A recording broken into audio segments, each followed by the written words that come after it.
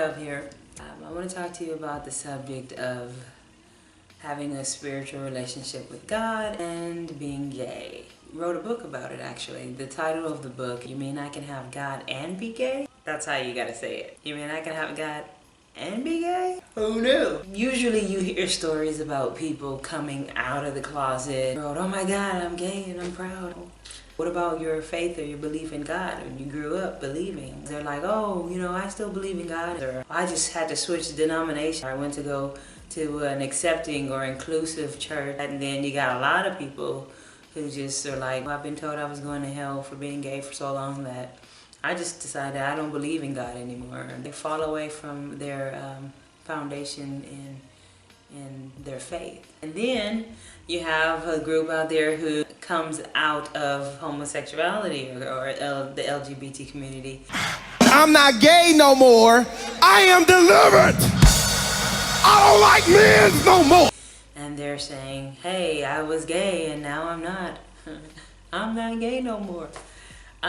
Because they say I decided that I'm going to serve God and I don't think God agrees with that, so I'm going to live a heterosexual lifestyle. I can't speak to whether or not their feelings or their emotions have changed or if they are just simply denying themselves the other way. You'll hear a lot of different people with different stories, like ex-gay stories. I don't even have those feelings anymore. I went through several of those changes. So many different effects, emotional, psychological, social, spiritual problems, issues, dilemmas that I went through. So I wrote this book. I don't want to call it my coming out story. I want to call it my coming in story. My coming into knowing my true identity, who I really am. And that includes me being a lesbian and having a close relationship with God.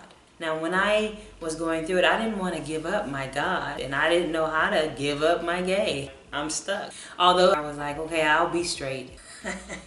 I'll marry a man. I wasn't okay with it, I had been taught that, God hates gays, and it's an abomination, it's the worst thing you can do or be. You have to deny it. And then I was like, well, what about the scripture that talks about lusting? I'm like, oh, I'm not going to be gay. And a cutie walks by.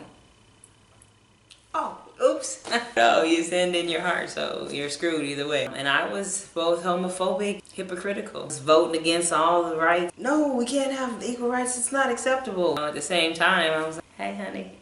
So I had a girlfriend and I'm voting against it, right? I think at the time I probably had girlfriends who were in that same mental space. It was like, so we're kind of together, but we feel really super guilty and ashamed about it. They'll go and they'll marry someone of the opposite sex or gender so that they can feel at peace, but then there's no peace on the other side of it where it's like, I have these feelings and I don't really know how to get rid of them, and ignoring them is only so effective. I wrote the book using the same Bible that people use to condemn the LGBT community. So they'll pick out different scriptures. Oh, this scripture says this clearly here. This one says this here. And to the neglect of all the other scriptures in there that actually show that God not only loves the LGBT community and embraces us, but that he's not angry with us, railing against us, telling us that we need to change. That's not the case at all. I use scriptures in the Bible trying to figure out what it is I was going to do about these feelings. I recall one day thinking to myself, and I thought, God, man, if I end up in hell, I guess, that's like where I was meant to be, because I don't know how to get rid of these feelings. I would get into relationships and I would tell them straight up, hey, I don't think I can see myself spending the rest of my life with a woman, because I always knew in the back of my mind that I was going to have to go back to try to be straight. I wasn't good at it at all. I couldn't give up my relationship with God.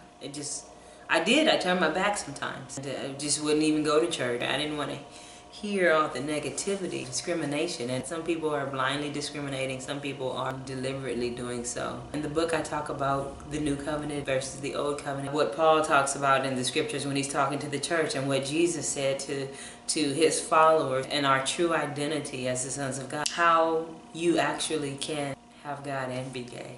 I interviewed several LGBTQ stories. You're going to hear some stories that are pretty jacked up, but a lot of people want to have their faith.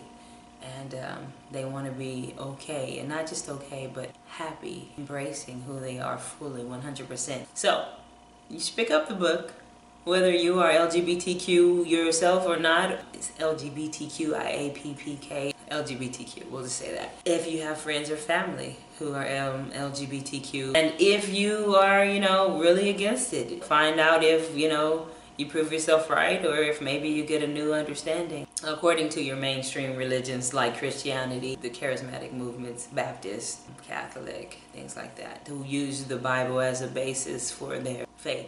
It's funny because when I found my own peace, I no longer needed to condemn others. I used to judge other people, because I didn't have my own personal freedom. I didn't have my own peace of mind. And now I know who I truly am. I am at peace. I love who I am. I will marry a woman at some point. I guess I gotta find the right one. You can't pick up the book and you can have God and be gay. You can also visit my website, www.ldpke.com. Love, Dove, Peace, Kingdom Enterprises. Take care. Someone like